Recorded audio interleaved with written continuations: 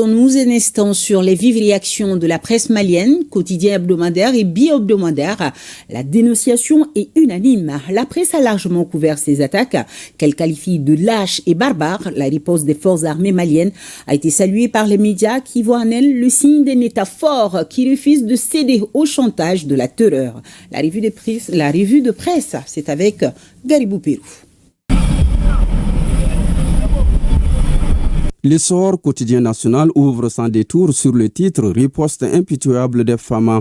Le journal dresse un premier bilan provisoire des opérations militaires en cours, faisant état de plus de 80 assaillants neutralisés ainsi que de la saisie d'un important arsenal de guerre et de plusieurs véhicules.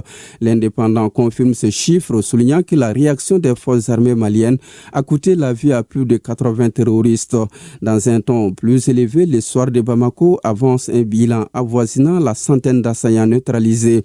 Le quotidien mentionne également la récupération de nombreuses armes lourdes et d'équipements roulants. Le Ouagadougou et Delta News précisent que les attaques ont été menées de manière coordonnée contre cette localité. Il s'agit de Kaye, Nyoro, Nyono, Molodo, Sandare, Gogi et Diboli. Le mode opératoire laisse entrevoir une tentative délibérée de déstabilisation par les biais d'assauts simultanés. Dans un article particulièrement remarqué, Nouvel Horizon met en lumière la coopération active de la population civile, laquelle a permis l'arrestation de plusieurs terroristes. Le journal révèle en outre que le domicile du gouverneur de Kaye aurait été directement visé par les assaillants. Face à la gravité de la situation, un couvre-feu de 30 jours a été décrété dans la région, comme l'indique l'indicateur du renouveau et plusieurs autres titres. Pour sa part, le Ogon retrace les différentes interventions des FAMA menées avec détermination des Kaye à Nyodon en passant par Nyoro. Le journal évoque une offensive méthodique ayant permis de mettre hors d'état de nuire les groupes armés dans les zones concernées.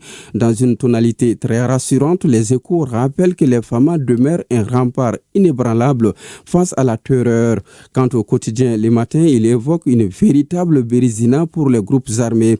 Info Matin insiste également sur la déroute totale des terroristes, soulignant la supériorité stratégique des FAMA. Enfin, dans un élan de patriotisme assumé, le pays rebaptise les soldats maliens Monebo d'un terme signifiant les invincibles. Le quotidien rend ainsi hommage aux femmes pour leur bravoure et leur engagement sans faille pour la défense de la nation.